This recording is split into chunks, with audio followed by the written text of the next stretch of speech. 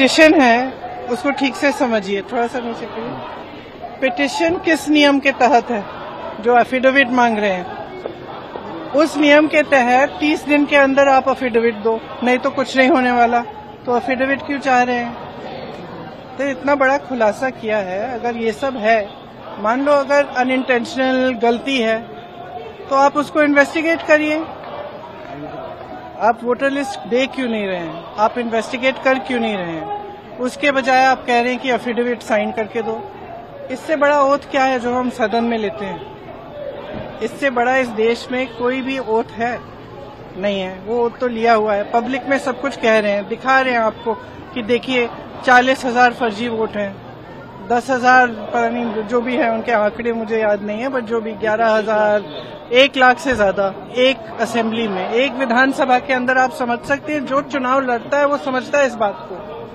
विधानसभा का चुनाव और उसमें 1 लाख आपने फर्जी वोट डाल दिए, तो जहां आप वोट, जहां जो जीते आप कहेंगे वही जीतेगा।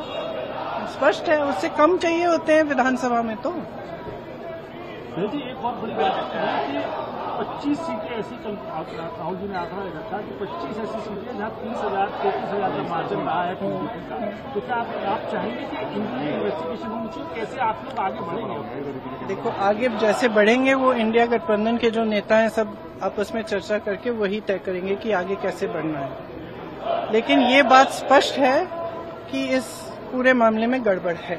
ये तो आपने भी देखा है, आपको भी बहुत स्पष्ट हो गया होगा। और जो जिस तरह से बीजेपी और बाकी नेताओं, इनके नेताओं का और जवाब आ रहे हैं उससे स्पष्ट है।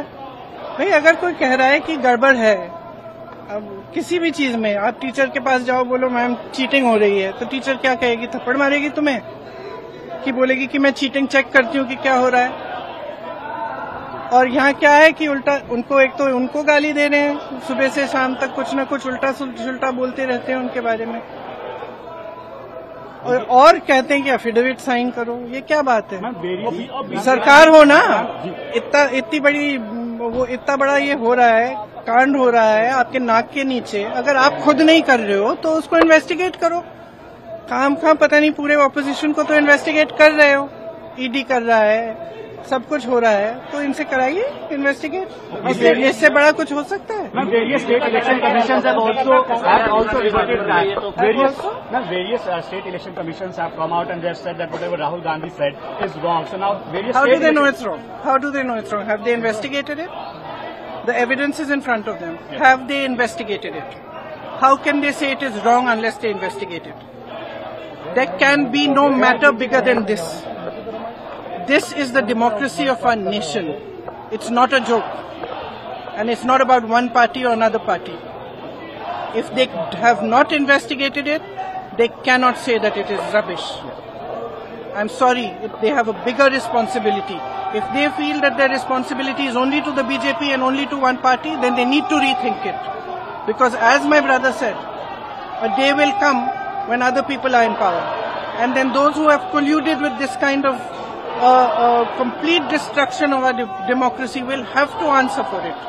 And they should be aware that they will have to answer for it.